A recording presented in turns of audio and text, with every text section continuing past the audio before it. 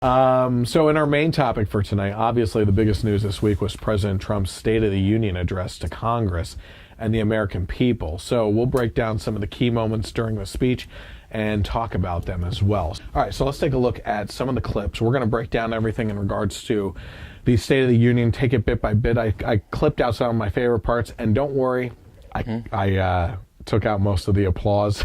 Yeah, right. Because it was an 80-minute speech. I guarantee you 20 to 30 minutes of that was applause. Yeah. Okay? Which is always this stupid circus show on both sides. I can't stand it. Yeah. Like, for once, I wish they would just say, listen, hold your applause till the end, or if you're recognizing someone in the gallery, like the families that were there and everything, applause. Applause for the military. And things like that. Not every single talking point. Out loud, every talking point. You can't get a sentence out. Yeah. And then, like, jumping up. Like, do you remember Nancy Pelosi? Like, her aerobic session? Jumping up for Obama. Like, everything. It was just horrible. So, all right, let's go clip by clip, and we'll take it here. So this is clip number 1 that I picked out from it. In the aftermath of that terrible shooting, we came together, not as Republicans or Democrats, but as representatives of the people. But it is not enough to come together only in times of tragedy. Tonight, I call upon all of us to set aside our differences, to seek out common ground, and to summon the unity we need to deliver for the people. This is really the key. These are the people we were elected to serve. The two goblins in the gallery. It's awful. So you had Chuck Schumer there and Nancy Pelosi just looking like the best memes out there are them sucking on Tide Pods. Yeah. You know what I mean? But what was this clip about? This clip was him being the great uniter. Yeah, I mean, he was reaching across the aisle and telling the Democrats and Republicans, listen, we need to get things done for the American people. We need to unite with each other. Yeah. What was so bad about that? Yeah. Why were they sitting there with such a sourpuss look on their face? Go ahead. I'll tell you why. The main point of his message there was to represent the citizens that voted them in to represent them. Yep. Pelosi and Schumer have no interest in representing citizens. No, they have an interest in representing illegal immigrants more than anything right now. You know, and I think you're specifically going to say something about the Black Caucus, which we'll get to. Oh yeah. But I think it's more than that too. I think that when you had Obama go up there, go back and look at it. His speech was filled with I, me. This, I'm doing this, I'm doing that, and he literally said, the Republicans have had control too long of the car, okay? Yeah. They're driving the car over the cliff. It's time for the Republicans to get in the back seat, and we're taking control. Because they had control of everything at that time, too, for a good 2 years, you know?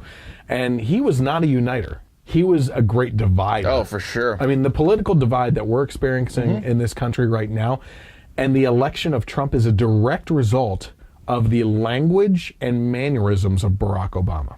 I personally feel that Barack Obama set race relations back like 30 or 40 years. Yes. I mean, everywhere we are now is like direct results of him and speaking out if there was a shooting, you know, then not saying anything on other things, you know. And here's the thing, I don't think that this is a hard one to discuss in regards to race relations. I don't think that there's more racist white people since Obama.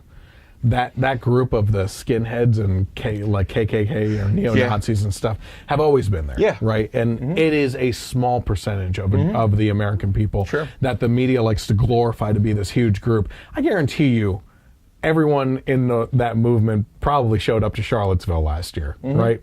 Not that many people. Yeah. Because they're a bunch of idiots, okay?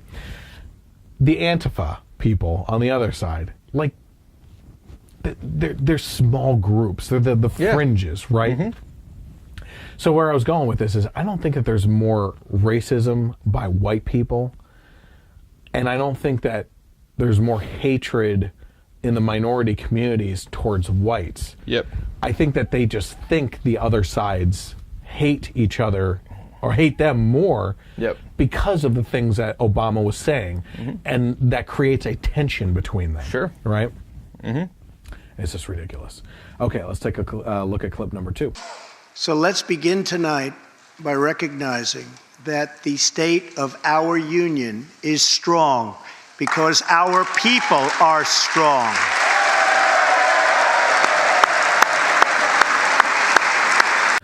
Couple Democrats got up there to clap. Yeah. Not that many, though. No. So what was he saying? Anything about the Republicans or No. about him? The State of the Union is strong because the people are strong. Why the heck wouldn't Democrats clap to that? Because Donald Trump is the one saying it. That's the only reason why. Yep. Yep. Clip number 3. Since the election, we have created 2.4 million new jobs, including 200,000 new jobs in manufacturing alone. Tremendous numbers. After years and years of wage stagnation, we are finally seeing rising wages.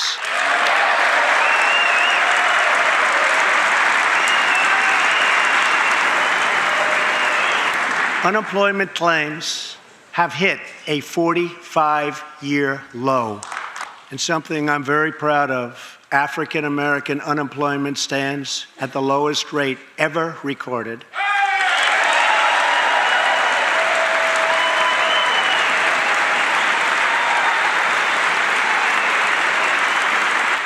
And Hispanic American unemployment has also reached the lowest levels in history. Small business confidence is at an all-time high. The stock market has smashed one record after another, gaining $8 trillion and more in value in just this short period of time.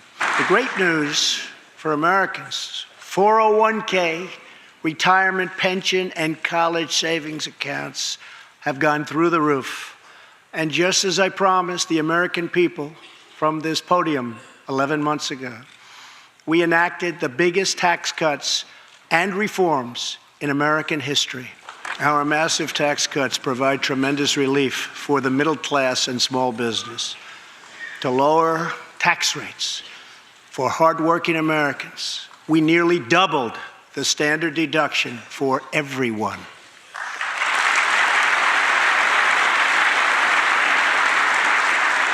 Now, the first $24,000 earned by a married couple is completely tax-free.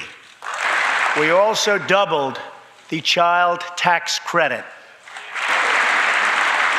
A typical family of 4 making $75,000 will see their tax bill reduced by $2,000, slashing their tax bill in half.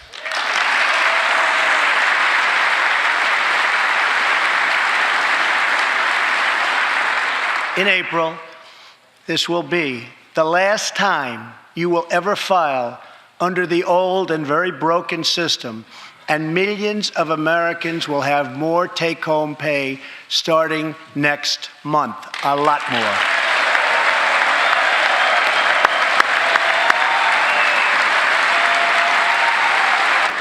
We eliminated an especially cruel tax that fell mostly on Americans making less than $50,000 a year, forcing them to pay tremendous penalties simply because they couldn't afford government-ordered health plans. We repealed the core of the disastrous Obamacare. The individual mandate is now gone. Thank heaven.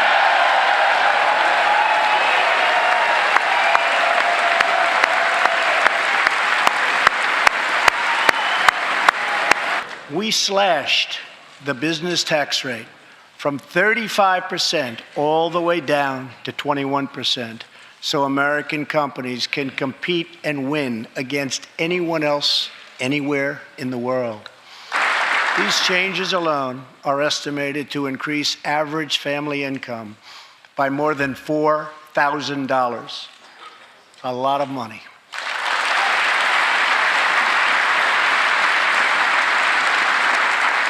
Small businesses have also received a massive tax cut and can now deduct 20% of their business income. Since we passed tax cuts, roughly 3 million workers have already gotten tax cut bonuses, many of them thousands and thousands of dollars per worker, and it's getting more every month, every week. Apple has just announced it plans to invest a total of $350 billion in America and hire another 20,000 workers. And just a little while ago, ExxonMobil announced a $50 billion investment in the United States. Just a little while. A lot to unwrap there. Mm-hmm. This is basically him going through a list of the past year's achievements, right? Yeah. One thing I noticed as I was watching this, I was specifically listening for him to say, "We achieved this." Yep. Like his administration, right? Yeah. He did not say that. Yep. He didn't say it to anything, okay? Now, I tasked you this week, maybe a little late in the game, to take a look at this one video that Now This put out, Yep. okay? And it talked about how Trump was lying about a bunch of the statistics that he was throwing out there. So you have anything in regards to the things that he just said there? Well, a lot of the stuff that they were pointing out was like, oh, well, this was happening before, it started before he took office, blah, blah, blah. Like one of the big ones that they pointed out was the black unemployment. Yes. I looked it up, and yes, the black unemployment really started to come down around the beginning of 2010. But again, he never said, like, this was because of me. Right. This was all because of me. I'm doing a great job. Yeah. He's just saying these are the numbers. Like, this is where we are he now. He said they are at the lowest they have ever been. Which they are. They are. It's the truth. And you know, I also look at it like, okay, if this is the most racist guy in the world, you think that he would, as soon as he got in, would start trying to get this to start going in the other direction? Yeah. No, Yeah. it hasn't. Yep. You know, he's continued on, you know, with what. So when he said that, what happened? We get a pan get a shot of the of Black Black Caucus, Yep. and one guy's clapping. Yeah. And then he's like, does the awkward look around, like, why is nobody clapping at the lowest unemployment rates for African Americans? Do we not want African Americans to be working or thriving? And I will argue that no, they don't want blacks and Hispanics and other minorities to thrive under Trump or any Republican, because they thrive on minority votes. Yes. And if minorities start to Over do 90%. over 90%, if they start to do well under a Republican, if they start to realize, wait a minute, in Chicago and Detroit, we've been voting for Democrats forever, and our cities aren't getting any better, our lives aren't getting any better, you know, that they will lose those votes, and that's what they're afraid of. I really think that, or at least it's a big part of that. I would almost argue that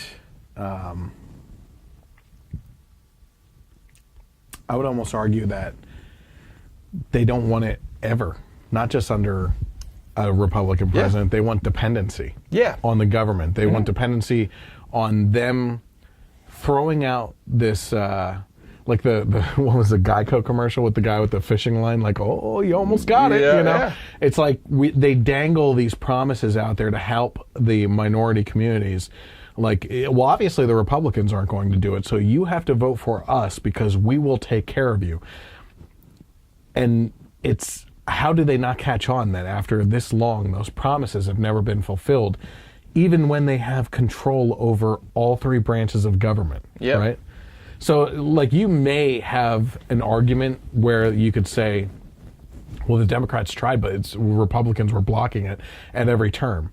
Well, okay, but what about all the times where you had full control and nothing was done? Yeah. Right? So that argument starts to fall apart because they need those promises to dangle there, because if they're not focusing on those arguments, everything falls apart, and you're not able to have them focus on that anymore. They start focusing on the actual real issues with, you know, what's going on and what we're getting out of the situation.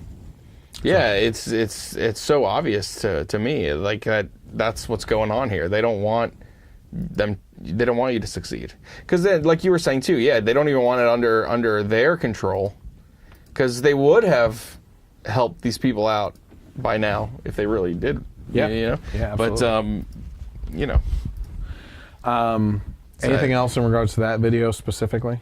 Oh man, yeah, he covered so much in there. There was, You know? and that was like again one of his blocks of where we've come. Yep. And then he goes into what we're going to do, which is some of the other stuff.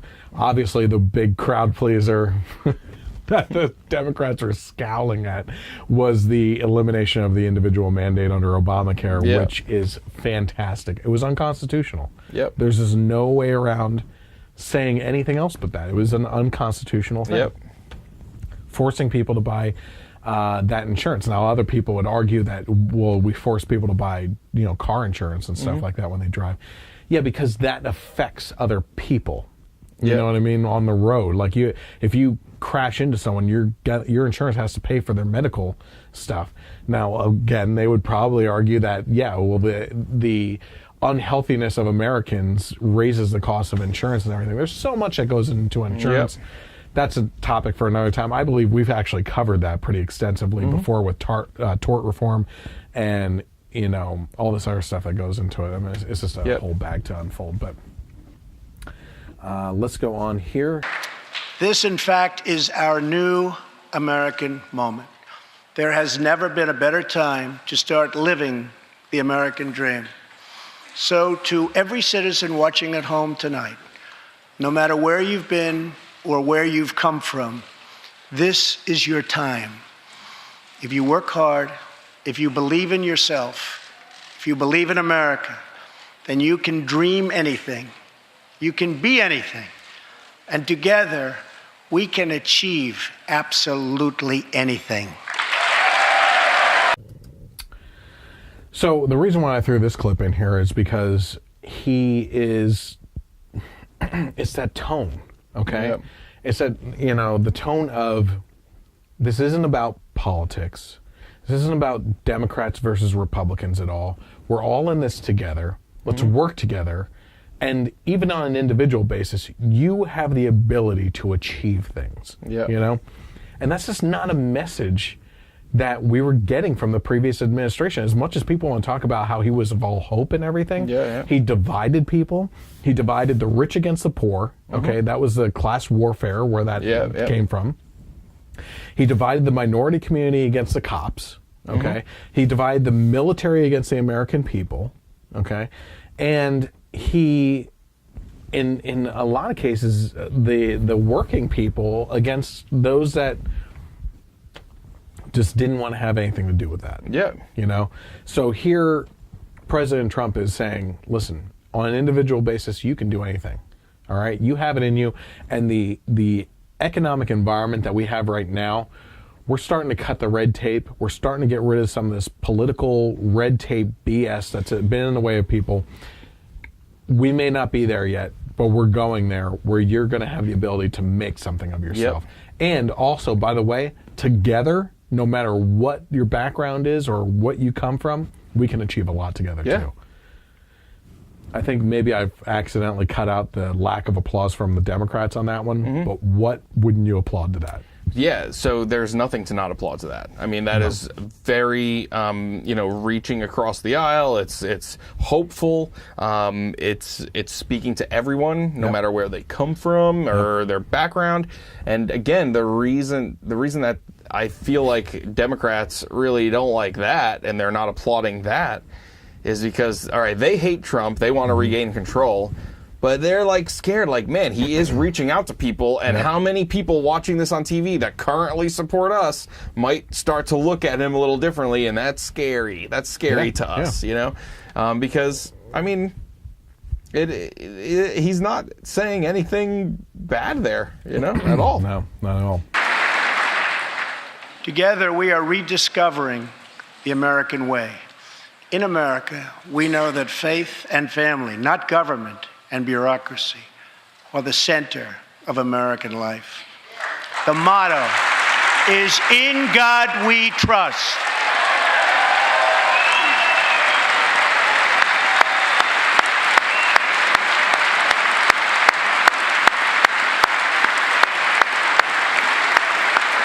So obviously the reason why I put that in there is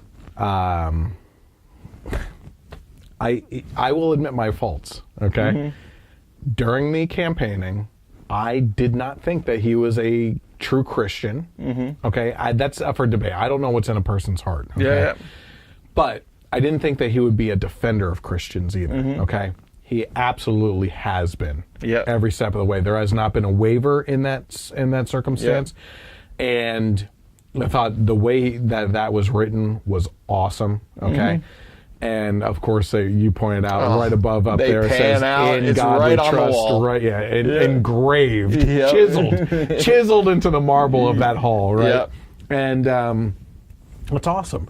But again, the Democrats didn't applaud because why? They hate Christians. They hate God, right? Like there's just such a disdain for anything religious involved, right? It's Generally. Probably no. not all of them, but generally. You'd be hard pressed to give me an example otherwise. I'm just Put giving it the that benefit way. of the doubt. There might be one or two out there. And we celebrate our police, our military, and our amazing veterans as heroes who deserve our total and unwavering support. Preston's reverence for those who have served our nation reminds us of why we salute our flag, why we put our hands on our hearts for the Pledge of Allegiance, and why we proudly stand for the national anthem.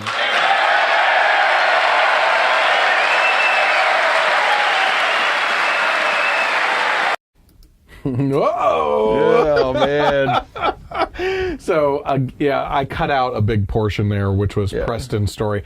I got to admit, go back and watch it. Preston's story is actually a really cool story. It's a kid who was 9. I think it was like 11 or 12. Yeah, he started a movement. Was it in California? I think so, yeah. It was California, where he was upset by the lack of wreaths or flowers at the cemeteries. Flags, okay. For vets. Flags for vets in the cemetery gravestones and stuff like that, and actually made it his mission to go out and put those out there. So that was the Preston that he was referring to in that case. Again, they just did not stand up to recognize this stuff. In the end, it was the national anthem thing that he took a dig at the NFL and that whole situation. Very, very big Very dig. effectively. Yeah, it was a bigly dig. Very bigly. But I don't think they got up to recognize the military and cops either. I could be wrong on that. I'm not really sure. But they did stand up to recognize Preston. They knew how those stories were going to play out if they didn't recognize those people. And we're actually going to, after we get through the political portion of the State of the Union, stick around because we're going to actually go through some of those stories, which were, wow, amazing, right?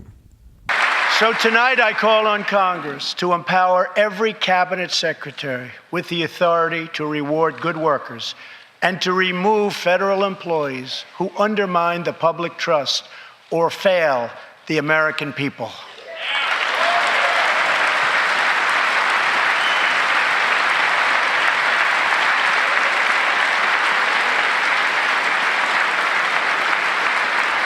Another reason why I put that clip in there, I extended out the applause there because, again, the Democrats refused to applaud him pointing out when there's flaws with people in the government, we need to weed them out, right? Why would they not stand up and applaud that? Because they want a government as bloated as possible to the brim. We were talking last week about the government shutdown and everything of the non-essential employees. They shouldn't be there if they're non-essential. Right? Our tax dollars are paying for the salaries of people that literally have the term that they don't need to be working for the government. They don't need our tax money. Well, maybe they need the money, but they don't need our tax money to be supporting them to be there, right? Just amazing. We also believe that patients with terminal conditions, terminal illness, should have access to experimental treatment immediately that could potentially save their lives. People who are terminally ill should not have to go from country to seek a cure. I want to give them a chance right here at home. It's time for Congress to give these wonderful, incredible Americans the right to try. Here's the thing about that. Is this not a platform for the Democrats? Yeah. They for experimental treatments for those that are terminally ill. Yep. I'll be honest. I'll be really honest with you. I am libertarian on this issue. Okay, I don't even think that you should be terminally ill to receive experimental treatments. Yeah. Okay. I personally know some people that have traveled to other countries. One person I'm talking about in particular who has ended up dying, unfortunately, that went to another country to seek treatment to get away from the chemo and stuff like that, Yep. you know, and it's horrible, but especially in regards to those that are terminally ill.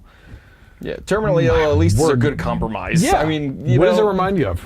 Charlie Gard. Charlie Gard. Yep.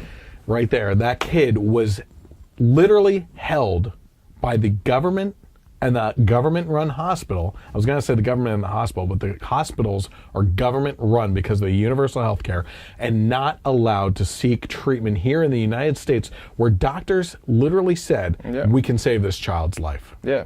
And this was over in England, right? They even ignored the Pope, Yeah. saying let us try. The Pope, They wouldn't. President Trump said Yeah. he will pay for like he will personally transport them over or something like that. The doctors over here said that they won't even charge for the treatment. They would not allow that to happen because they didn't want it to reflect badly on their universal healthcare system, right? So here we have an exact case of where he is specifically throwing out a platform for the Democrats, Yep. throwing them a bone, really. And personally, again, the libertarian side of me says this is a bone for everyone. Yeah. Okay, where he's saying we need to open this up for experimental treatments. Like if people are dying, give them a chance at life. Yeah. You know what I mean? But let's just face it, Democrats are not on the side of life. Yeah. They're pro-choice, except for when it comes to these types of things. Yep. Obviously. One of my greatest priorities is to reduce the price of prescription drugs.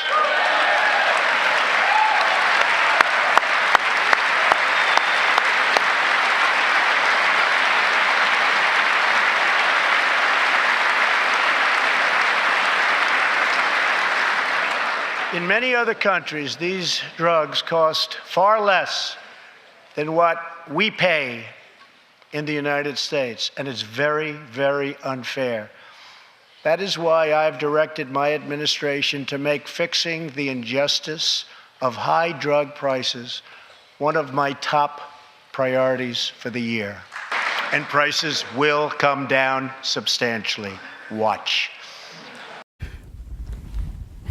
Come on. Come on. Give And it. then he goes, Little stand love, up, people. Democrats. Little love, people. Come on, you can stand up. You can do it. I'm surprised at the end we didn't get a little, believe me. Oh, yeah, I threw in that last comment, though. Watch. Again, he is throwing out there, reduce the price of prescription drugs and drugs coming in and stuff like that. This is another thing that the Democrats have wanted. Is exactly why he pointed to him. He told him to, come on, stand up. This is what you want, you know? Yeah. They didn't want to do it. Now, why is that? Why didn't they want to stand up for one of the things that they actually stand for? Because when it happens, they want to be able to take credit for it. Exactly. You know? They do not. That goes for. I actually wanted to bring this point up during the immigration because that's even more important to them to take credit for, because they don't care about the people. Yep. They care about the votes. The votes. Yep. They didn't stand up for his literally taking the Democrat platform promise of basically amnesty. Yep. We're going to get to that. Something conservatives should hate. Yep. You know? It's exactly what I was afraid of in the, Yep. what do you call it? The primaries. Primaries. It's exactly what I was afraid of during the primaries that he would do. He's throwing that bone to the Democrats, and they still won't stand up. Yep. Again, because they care more about the votes from those people than the people themselves. Yep. As we rebuild our industries, it is also time to rebuild our crumbling infrastructure. America is a nation of builders. We built the Empire State Building in just 1 year. Isn't it a disgrace that it can now take 10 years just to get a minor permit approved for the building of a simple road.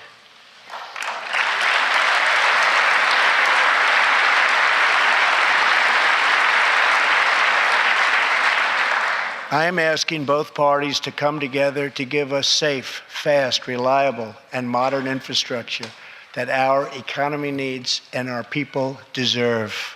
Tonight, I'm calling on Congress to produce a bill that generates at least $1.5 trillion for the new infrastructure investment that our country so desperately needs. Every federal dollar should be leveraged by partnering with state and local governments and, where appropriate, tapping into private sector investment to permanently fix the infrastructure deficit, and we can do it.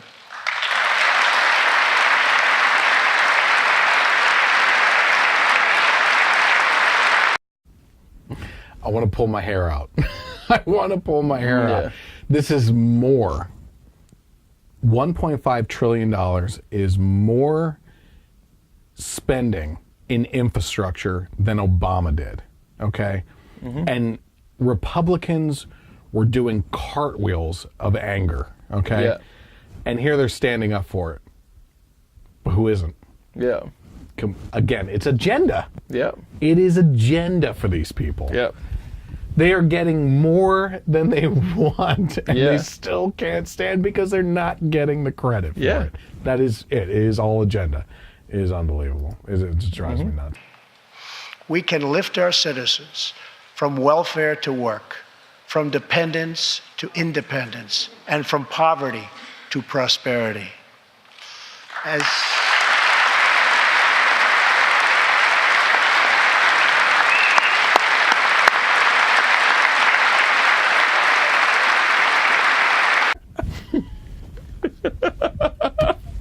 It's so Oh funny. my gosh. Okay, let's go with the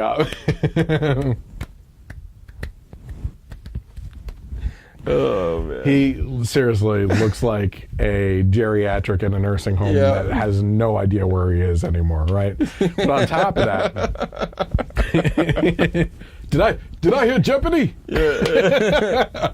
But on top of that, why does he look like that and like that he has to semi-clap, right? He's socialist, right? Trump is talking about independence from the government and being able to pull yourself up by your bootstraps and everything. And Bernie Sanders is sitting there thinking to himself, "Oh my, you could do a better impression of me, but oh my gosh, these people are supposed to look to me and say, no, we need you to do anything." Yeah, you know yeah. what I mean? So it was funny. Anything Bernie has to say about that? I mean, I just don't know what to make of all this. He wants to Why are they clapping? I don't understand. the United States is a compassionate nation. We are proud that we do more than any other country anywhere in the world to help the needy, the struggling, and the underprivileged all over the world. But as President of the United States, my highest loyalty, my greatest compassion, my constant concern is for America's children, America's struggling workers, and America's forgotten communities. I want our youth to grow up, to achieve great things. I want our poor to have their chance to rise. So tonight, I am extending an open hand to work with members of both parties, Democrats and Republicans, to protect our citizens of every background, color, religion, and creed. My duty, and the sacred duty of every elected official in this chamber, is to defend Americans, to protect their safety, their families, their communities, and their right to the American dream. Because Americans are dreamers too. That was the money shot right there. Take the spear out of me. First thing that he said was that America is responsible for more charitable giving and relief efforts and stuff across the world than any other country. Yeah. That is an understatement. When Yeah. you actually look at the numbers, Americans do more for the rest of the world in personal donations than any other country. Yeah. It doesn't even come close, right?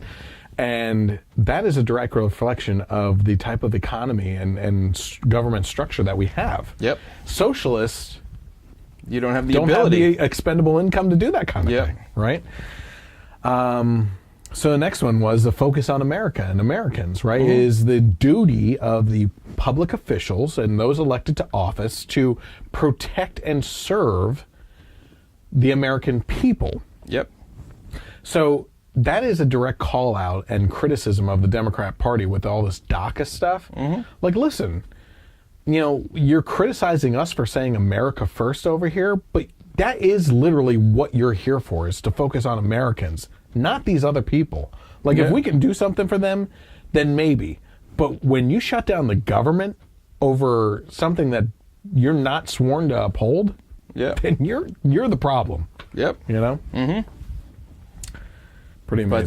But that Americans are dreamers too line, that was that hurts a little bit Yep. for them. Over the next few weeks, the House and Senate will be voting on an immigration reform package. In recent months, my administration has met extensively with both Democrats and Republicans to craft a bipartisan approach to immigration reform.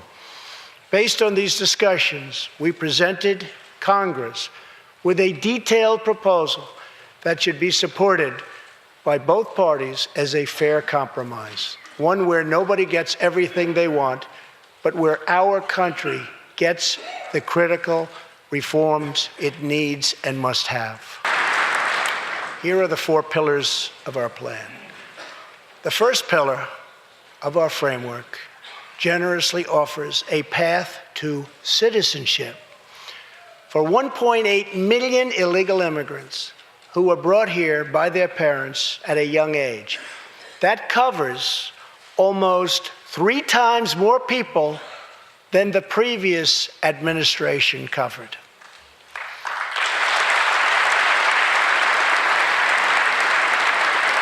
Under our plan, those who meet education and work requirements and show good moral character will be able to become full citizens of the United States over a 12-year period.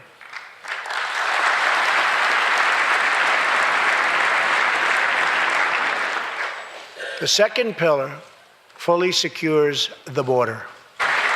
That means building a great wall on the southern border, and it means hiring more heroes like CJ to keep our communities safe.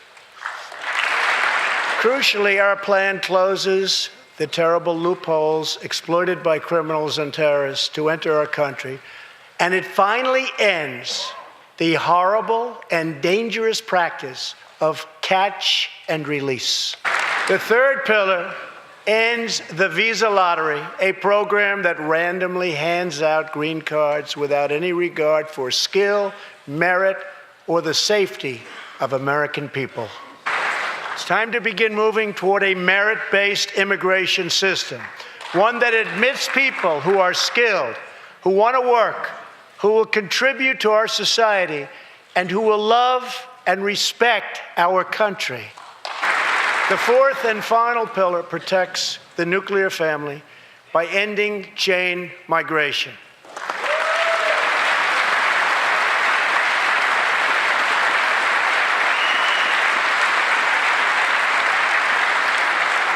Under the current broken system, a single immigrant can bring in virtually unlimited numbers of distant relatives.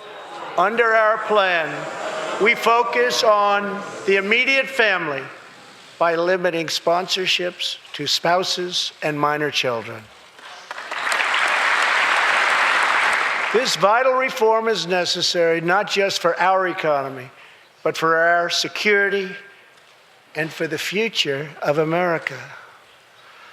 In recent weeks, 2 terrorist attacks in New York were made possible by the visa lottery and chain migration. In the age of terrorism, these programs present risks we can just no longer afford. It's time to reform.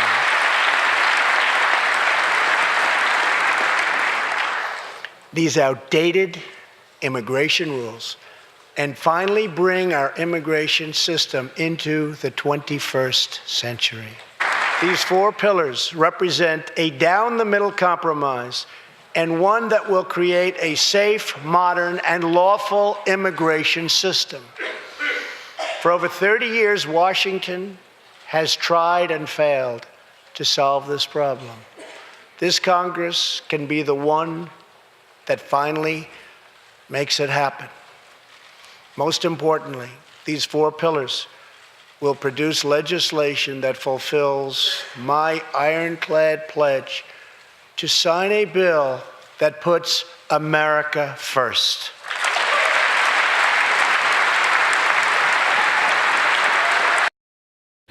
Okay, so obviously that was a long segment. I, again, don't apologize because I cut out all the applauding that you didn't have to sit through.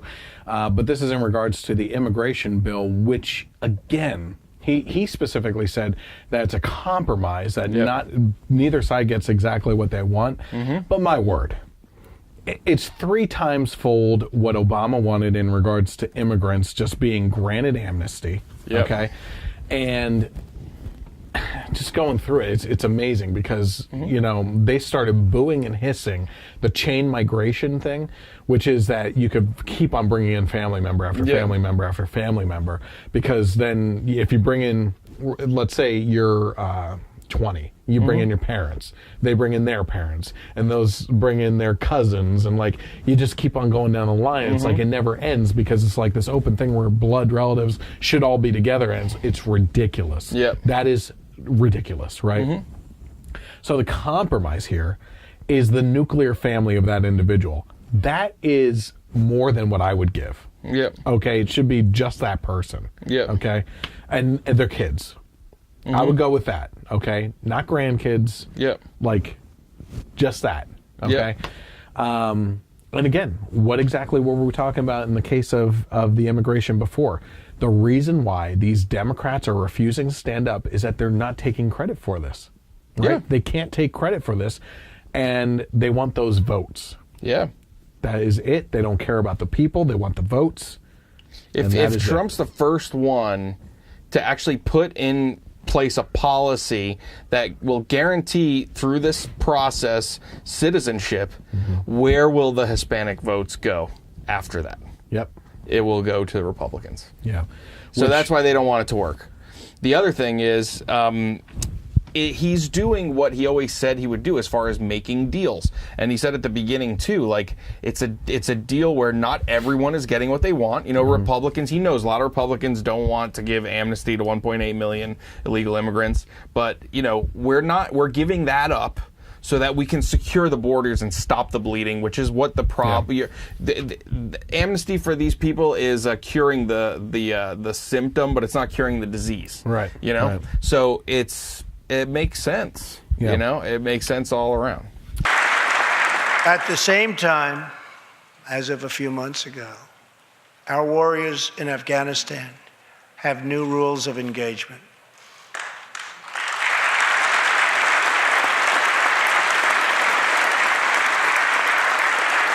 Along with their heroic Afghan partners, our military is no longer undermined by artificial timelines, and we no longer tell our enemies our plans. That was great. That was a direct dig at Obama. Okay. All this time, Trump has been in office, and Obama, just like Hillary Clinton, keeps on surfacing like a cold sore to come out and criticize him and everything. And Trump just takes it, you know, and it doesn't stick to him again, you know.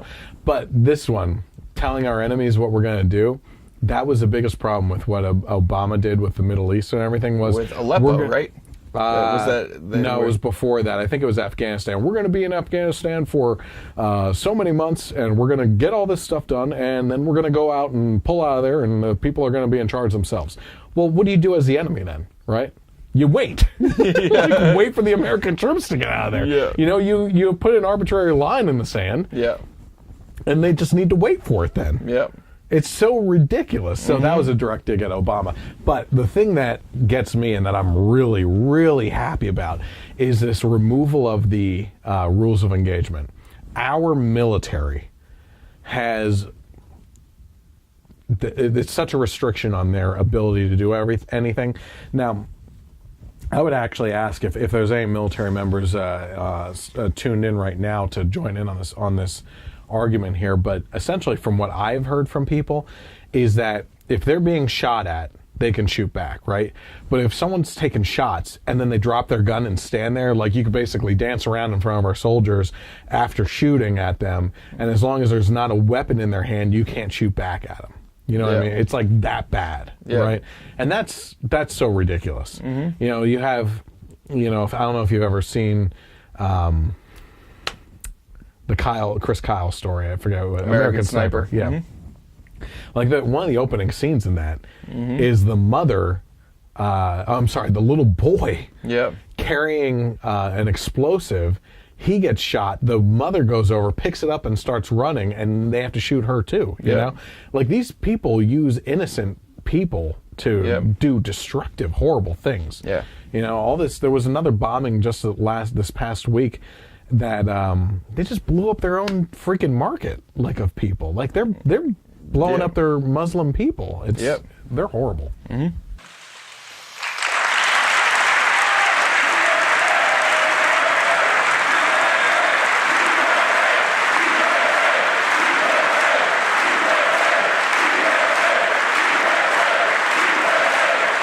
Okay, so what we were pointing out there was a USA chant, and what happened was at the bottom of the screen there, Representative Luis Gutierrez, a Democrat of Illinois, stormed out of the State of the Union address and during the USA chant.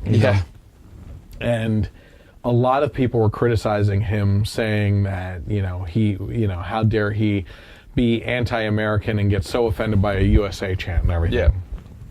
I'm going to give him the benefit of the doubt. He held a press conference and he said that the reason why he walked out that time was he was due for an interview outside and went out and had to leave because the president was going over his allotted time. Now, Barack Obama's State of the Union went longer than Trump's, so I don't know. I heard that there was a Bill Clinton one that was like way longer. Oh, yeah. But in regards to this, so let's go with what he's saying there. Okay, let's say I had to do an interview and had to do this type of thing and everything, and left. He said to the press is that this is completely false and spin. But he said that when he got outside into the hall, he turned to a TV and watched the rest of the president's address and then did the interview. Right. Well, if you could watch the rest of the State of the Union on TV out in the hallway, why couldn't you sit in there and watch it until your press conference had to start and everything? So I call BS on that. You know? And were there no other people in that chamber that did interviews afterwards? Yeah. Oh, all the Democrats were doing interviews. Yeah. So I'm a little iffy on that, but I'm calling BS basically. You know. Let's see here. We have one more clip, and then we're going to go to those incredible stories. Americans fill the world with art and music. They push the bounds of science and discovery, and they forever remind us of what we should never, ever forget. The people dreamed this country. The people built this country. And it's the people who are making America great again.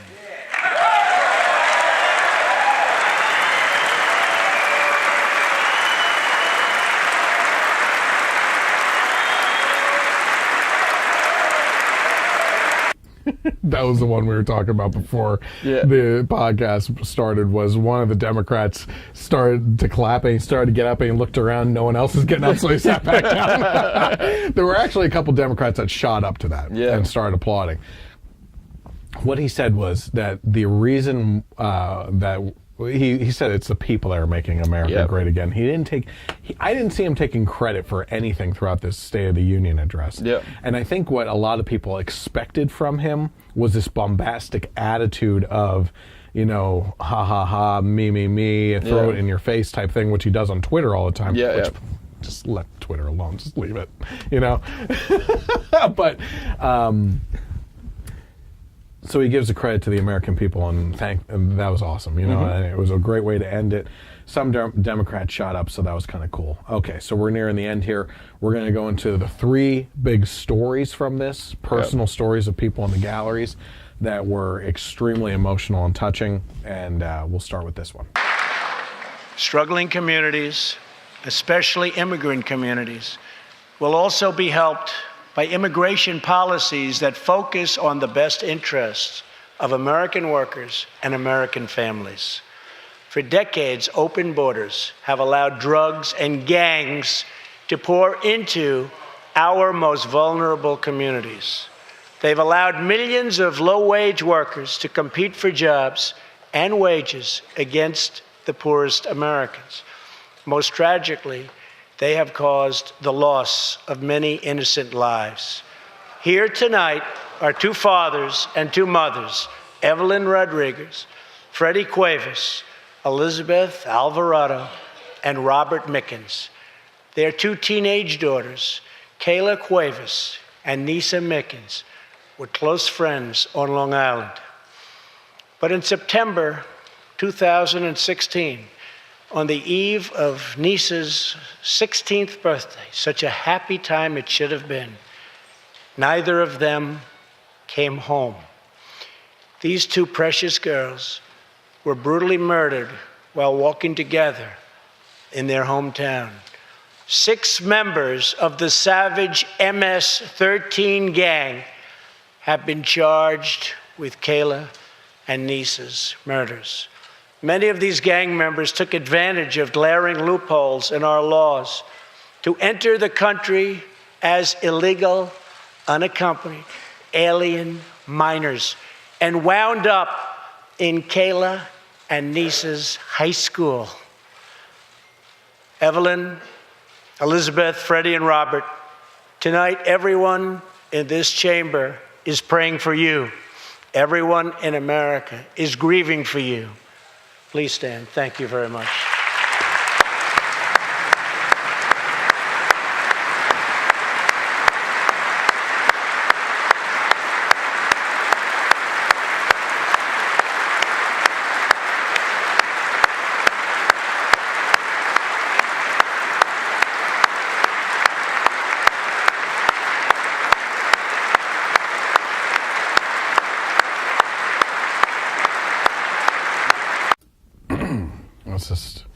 It's a heartbreaking story, and what's amazing to me is the fact that the emotion is most seen on the 2 fathers. Yeah. Right. Yeah. and it's interesting because the one father's just sitting there on the left-hand side, but you could see that he is just dismantled, over the loss of his daughter, and the one on the right just can't handle his emotions.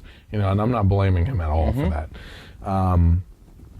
But I heard that their meeting with the president prior to this, they gave him a lot of praise for the way that meeting went. Yeah.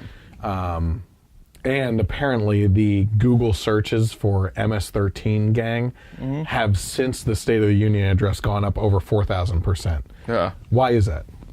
Because it's not mentioned. Yeah, you don't hear about it. The media doesn't mention it, and people don't even know what the hell it is, right? And what happened right in the beginning of that clip?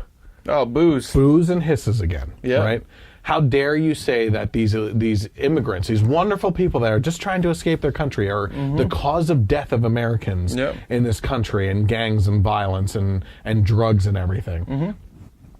Again, this is taking an anthill and making it into a mountain, right? Yeah. Which is the fact that they want to shoot out this narrative that he's just being racist and calling all immigrants that drug dealers, rapists, killers, and everything else, drug dealers and everything. But the fact of the matter is, I don't know of a single person who isn't compassionate towards individuals that are looking to escape their country and look for a better life by coming here, right? But you have to do it the legal way. Yep. Right? There's a process, and there's a lot of people that are doing it the legal way that you're bypassing. And I said this in another post this week.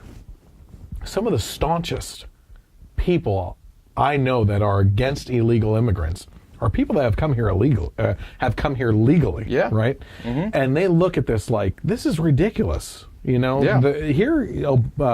President Trump is basically granting amnesty to all these people. Yeah. Right? Over a 12-year period, but they're allowed to stay here. Mm-hmm. You know, and it's just amazing. Yeah. Yeah, it just comes down to it not being fair. You know, my parents and my grandparents came over legally. They had to go through the process, the whole system, become a citizen, and then you see the pride of that day when you get your citizenship too. That they don't take it for granted. You know, I remember my grandmother having to pass the test of like basic like American history and things like that. You know, so it's just not fair just because some immigrants, like my parents, had to cross an ocean instead of an invisible line in the sand, you know, that where they get to have to go through such a harder process. Yep. You know, so. You're obviously proud, and your family's proud of your Portuguese background. Yeah, and everything. yeah, of course. But your family like also American flag wavers really? Oh yeah, big time. My funny story about my grandfather, God rest his soul. When they moved here, and this was probably after he's been here for a little while, but he had a flagpole, you know, and he put up an American flag and a Portuguese flag. He had the Portuguese flag on top because he didn't know the rules. So there was a vet that came over and just kind of explained, oh, you're supposed to have the American flag above and everything, and also. The guy came over to check to see if everything was okay, because this would have been when he first moved over. Upside down. Yeah, upside down. He's like, yeah, that's an SOS sign, so that he always knew. But for years and years, he always had the American flag too, and that's my grandfather. It's not even down to my parents, you know. So yeah, there's a lot of pride for both your heritage of where you come from and also where you decided to build your life. You know. You don't have to go too far back in my family, too, to get immigrants. My grandmother, her father and mother came, so my great-grandparents, who I've never met, came over to Ellis Island from Italy. So it's crazy stories. Italians were not treated well when they came here either. So, all right, let's take a look at the other stories here. But no regime has oppressed its own citizens more totally or brutally than the cruel dictatorship in North Korea. North Korea's reckless pursuit of nuclear missiles could very soon threaten our homeland. We are waging a campaign of maximum pressure to prevent that from ever happening. Past experience has taught us that complacency and concessions only invite aggression and provocation. I will not repeat the mistakes of past administrations that got us into this very dangerous position. We need only look at the depraved character of the North Korean regime to understand the nature of the nuclear threat it could pose to America and to our allies.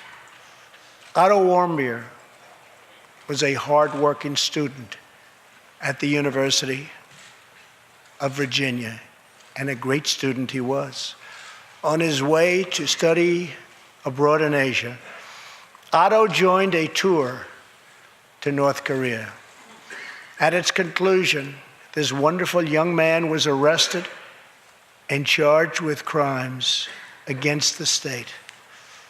After a shameful trial, the dictatorship sentenced Otto to 15 years of hard labor before returning him to America last June, horribly injured and on the verge of death. He passed away just days after his return. Otto's wonderful parents, Fred and Cindy Warmbier, are here with us tonight, along with Otto's brother and sister, Austin and Greta. Please.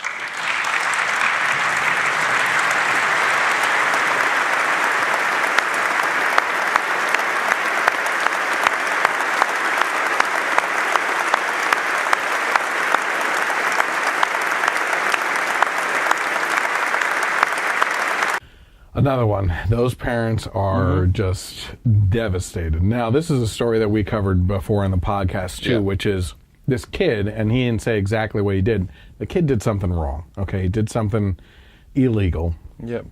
What he did was he was over there on a class trip, and he tried to take a communist propaganda poster and roll it up and take it with him, okay? And for that, he was sentenced to, what was it, 15 years hard labor? 15 years hard labor, yeah. And beaten into a coma and sent back here in his last days in a coma and died a couple days later, okay? This is the type of stuff that North Korea does, okay? Oh, yeah, it's awful. You can literally see internment camps or concentration camps from the Google satellite imagery. Yeah. That's how bad it is there. Not only when you are when you're arrested for things like that, do you go there, but your family members are too because of something that you did. Yeah. This is a brutal, brutal dictatorship. Yeah. It's just unbelievable. And to show you how unbelievable they are, let's take a look at this last story here, which is just amazing. We are joined by one more witness to the ominous nature of this regime. His name is Mr. Ji Sung-ho. In 1996, Sung-ho was a starving boy in North Korea. One day he tried to steal coal from a railroad car to barter for a few scraps of food, which were very hard to get. In the process, he passed out on the train tracks, exhausted from hunger. He woke up as a train ran over his limbs. He then endured multiple amputations without anything to dull the pain or the hurt. His brother and sister gave what little food they had to help him recover and ate dirt themselves, permanently stunting their own growth. Later, he was tortured by North Korean authorities after returning from a brief visit to China. His tormentors wanted to know if he'd met any Christians. He had, and he resolved after that to be free. Sung-ho traveled thousands of miles on crutches all across China and Southeast Asia to freedom. Most of his family followed. His father was caught trying to escape and was tortured to death. Today, he lives in Seoul, where he rescues other defectors and broadcasts into North Korea what the regime fears most, the truth. Today, he has a new leg, but Sung-ho, I understand you still keep those old crutches as a reminder of how far you've come. Your great sacrifice is an inspiration to us all. Please, thank you.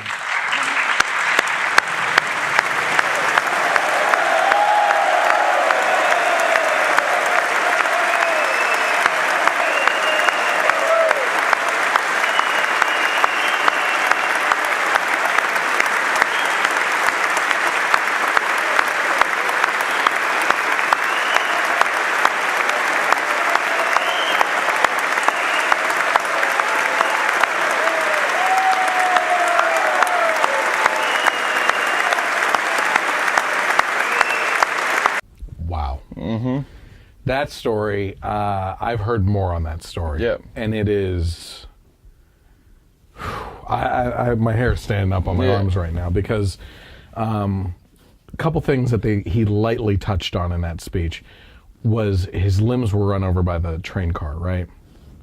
Cut off his leg, and his right leg or left leg, I forget, but it also his left hand. Okay, and if you look closely in that video, his left hand is a fake hand too. It's larger than the other one and everything, and he's not raising it. Along with that, right after that happened, he was brought. Did they say he was brought to the hospital on a go-kart? I don't think so. He was brought to the hospital on a go-kart, like in that condition. Okay, Yeah. and when they got there, they didn't have anesthesia to put him under while he was amputated. Holy crap! Yeah, it's Oh my unreal. gosh. Well, the one of the big stories or issues with North Korea too is the medical facilities. I mean, there's nothing. No. I saw a documentary called, I think it was called Inside North Korea, where there's a reporter, Lisa Ling. Her sister was caught there, Laura Ling, I think, and basically Bill Clinton had to go over there and get her out along with her cameraman or whatever, because they were filming from the China side, like across the river. They were filming into North Korea, but they weren't in North Korea, but the North Korean soldiers came across, got them, brought them in, and then arrested them there and basically sentenced them to all this stuff. But that happened a year or however many years after Lisa Ling actually went there undercover to do a story about the amount of people that develop cataracts at an early age, like kids and regular people and families and everything. So this doctor basically was going there to just charitably do cataract surgeries because this was curable. I've heard of that. Right? Yeah. So she wasn't allowed to film anything, but she was undercover as part of his staff, but she was filming stuff and everything and interviewing with families. And the way that they have these people brainwashed too, where they see, the first thing they see is Kim Jong-un, and they're like, oh, the master killed the Americans, blah, blah, you know, Oh, my they're gosh. just brainwashed. Yeah. Right? And the facilities they had no medical facilities. They had to bring all the equipment over with them. The cameras and stuff were hidden, like, under all the medical stuff. And it's just insane. And then they talked about the statistics of 5 and 6 year olds being X number of inches shorter on average than 5 and 6 year olds in South Korea because they're all stunted. You know, it's awful. One of the recent escapees that was shot several times going across the border, but the South Koreans actually saved him and pulled him to safety, had like 6-foot-long tapeworms in his stomach because of malnutrition and stuff like that. This guy, another part of his story was the fact that one of his main course meals that was so spectacular compared to everything else was they would literally go to this specific type of tree, peel off the hard bark, and the bark that was on the inside of the tree was edible enough that if you boiled it and mixed it with cornmeal, it was a good meal. Yeah, I mean, it's insane. The other crazy thing I remember from that documentary was the border. So there's a section of the border where the North Koreans and the South Koreans meet, and they're like posted there, you know, the soldiers or whatever. And there's always 3 North Korean soldiers on post, right? So if 2 of them are standing alongside the border, but they're not facing into North Korea and they're not facing into South Korea, they're facing each other. And the reason is they are making sure that one another aren't defecting or leaving their post. The third one, so they're here facing each other. The third one standing here facing North Korea, watching to make sure nobody is coming to leave the country. Like, it's crazy. You know? Well, that's insane. Yeah. Okay, so that's all the stories. Now, let's go back here. Michigan Democrat Representative Brenda Lawrence. Did you hear about this? They actually got footage of her that she was tapping her way through Candy Crush during Tuesday's State of the Union address. So could you imagine if a Republican was caught doing that during Obama's speech? Like how the calls for racism and everything. Everything's racist. Oh, whatever. yeah. But let's go back to something here. I want to play a little audio clip for you, okay? Okay. What I find fascinating is that it's even crazier than their direct response to the president this week is the fact that they themselves have supported similar ideas, extremely similar ideas, in the past. So if you don't believe me, let's take a look at 2 previous presidents and what they had to say in regards to immigration specifically. All Americans, not only in the states most heavily affected, but in every place in this country, are rightly disturbed by the large numbers of illegal aliens entering our country. The jobs they hold might otherwise be held by citizens or legal immigrants. The public service they use impose burdens on our taxpayers. That's why our administration has moved aggressively to secure our borders more, by hiring a record number of new border guards, by deporting twice as many criminal aliens as ever before, by cracking down on illegal hiring, by barring welfare benefits to illegal aliens. In the budget I will present to you, we will try to do more to speed the deportation of illegal aliens who are arrested for crimes, to better identify illegal aliens in the workplace as recommended by the commission headed by former Congresswoman Barbara Jordan. We are a nation of immigrants, but we are also a nation of laws. Even as we are a nation of immigrants, we're also a nation of laws. Undocumented workers broke our immigration laws, and I believe that they must be held accountable, especially those who may be dangerous. When I took office, I committed to fixing this broken immigration system, and I began by doing what I could to secure our borders. But today, our immigration system is broken, and everybody knows it. There are actions I have the legal authority to take as president. Tonight, I'm announcing those actions. We'll build on our progress at the border with additional resources for our law enforcement personnel so that they can stem the flow of illegal crossings and speed the return of those who do cross over. If you're a criminal, you'll be deported. If you plan to enter the U.S. illegally, your chances of getting caught and sent back just went up. We expect people who live in this country to play by the rules.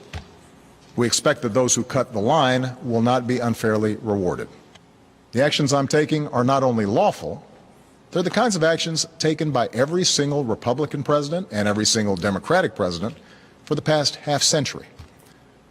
And to those members of Congress who question my authority to make our immigration system work better, question my authority, question my authority, question my authority, question my authority, or question the wisdom of me acting where Congress has failed, I have one answer. Pass a bill. Oh my gosh. So there you had President Clinton and President Obama. Bunch of racists. Insisting Yeah. on doing the same things that President Trump is insisting on now that he is being called a racist for. Yeah. Right? And Obama's response there was, if you're criticizing me, pass a bill. Yeah. You know? Oh my goodness. The only thing they weren't calling for was a wall, right? Yep. But as I've said, They said secure the border. As I've said in the past, my libertarian stance on this is instead of spending the resources on a wall, bring our military home away from countries that we don't need to be in anymore, station them along the border, continue to pay them their salaries for what they do, Yep. and keep them closer to home. You know, defend our country here, you know? You don't even need to build a wall in that case then. But my word, Yep. do you know that President Obama was responsible, look it up, it's a fact, for deporting more illegal immigrants than any other president in history? Yep. And Trump's the racist for talking about it. We live in an upside down, backwards Twilight Zone type of world right now, that's for sure. Okay, so cats and dogs living together. So here's where we were talking about in the beginning of the podcast. There is new polling on President Trump's approval ratings. Here we go. A new Monmouth University poll shows that the public perception of President Donald Trump and his administration has had a huge upswing to the positive. Job approval for the president jumped to 42% from a low in December of 32%, a change of 10 percentage points from the State of the Union. In December, 56% disapproved of his job performance, and that has dropped to 50%. When asked if the president's first year has focused on issues important to most Americans, the percentage increased from July 2017, when 32% agreed, to now 37%. It says here, In regards to tax plan, many more Americans approve of the president's tax plan that was assailed by the Democrats as a cash grab for the rich. In December, only 26% approved, while 47% disapproved, for a difference of a negative 21 points. But just a month later, 44% approve and 44% disapprove, a net change of 21 points to the positive. And as I was just saying earlier, the Democrats are starting to lose their edge, and they are not going to do as well as even we thought in the midterm elections. That has very much narrowed now. It says in the most telling indicator, Democrats lost a huge edge over Republicans from December on the generic ballot, where they saw a 15 percentage point advantage. That has collapsed to only 2 percentage points now. The poll appears to show a clear improvement in public opinion about the president and the Republican Party. Let's see here.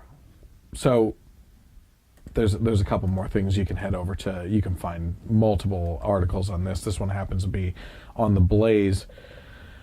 But wow, I think with the way things were going, all the stuff. Again, you have the media on your side. You know. And people don't even trust Fox News. A lot of Republicans don't even trust Fox News anymore. So it's like you don't really have anything to go off of anymore except for the president's word. It's working. Yep. It is. It's going to be a tough midterm for him. I think there's going to be a lot more screaming at the sky. And they were kind of like getting all excited because in a few of these special elections that came up after, they were starting to win stuff back and everything. But not going to happen. No. Yeah, I actually wonder if I'd have to go back and take a look at all those special elections. I'm guessing that probably at least some of those special elections are holding the seats until these midterms and are up for re-election right away anyway. I'm banking on some of those actually going back to the Republicans then. It's going to be very, very interesting. So anything else on the State of the Union at all there? I thought you did a great job. Yes, okay. So if you're asking my opinion, on a scale of 1 to 10, what do you give them? 8.5. I would give him an 8. Yep. Yeah. I think you and I were doing some prep work and looking at some of the claims that he made. And, it's tough because some of these websites are obviously very liberal. And some of them don't take into account some things, like when you're talking about the effective change in job numbers and stuff like that. It's not taking into account all these companies that are saying that they're building back in America again and how many jobs they're bringing back and everything. So they're going based off of what has actually happened, and that's fine if you want to do that, whatever. And plus, and another criticism I hear from the left anyway, it was like, oh, he's using these families and these stories for political gain, blah, blah, blah. But tell me any State of the Union address from any president on either party that doesn't kind of fluff up their numbers and bring out stories to make themselves seem. I mean, give me a break. It's not Let's take a look at those 3 stories that we went over. MS-13, direct relation to something that's not being talked about in the media that should be talked about, which is a horrible gang. And I believe, if I'm correct, you actually have to kill someone to become a member of MS-13. And it's a spreading crime group, right? So it's a bigger problem. The fact that 4,000 percentage, increase there were like in 10,000 members too. In regards to searching for that type of gang has increased. I mean, that's incredible. The second story is the Warmbier family, right? And what North Korea actually did to their kid for a very simple crime. And he made a mistake. And maybe it wasn't even.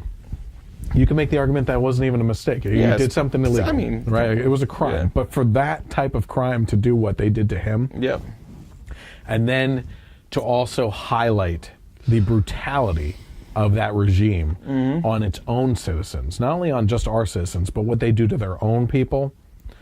Listen, if we had the technology today, back during World War II when it started, to see Hitler and the concentration camps, would you sit idly by as a country and say, well, let's wait until something like Pearl Harbor happens to us for us to get involved? I think that's what that kind of sounds like a war. It looks like a war call. Yeah. It really does. It's like, hey, maybe we need to liberate these people. Yeah, for I sure. don't know. That's a decision way over my head that I would love to liberate those people because I think they need it and deserve it.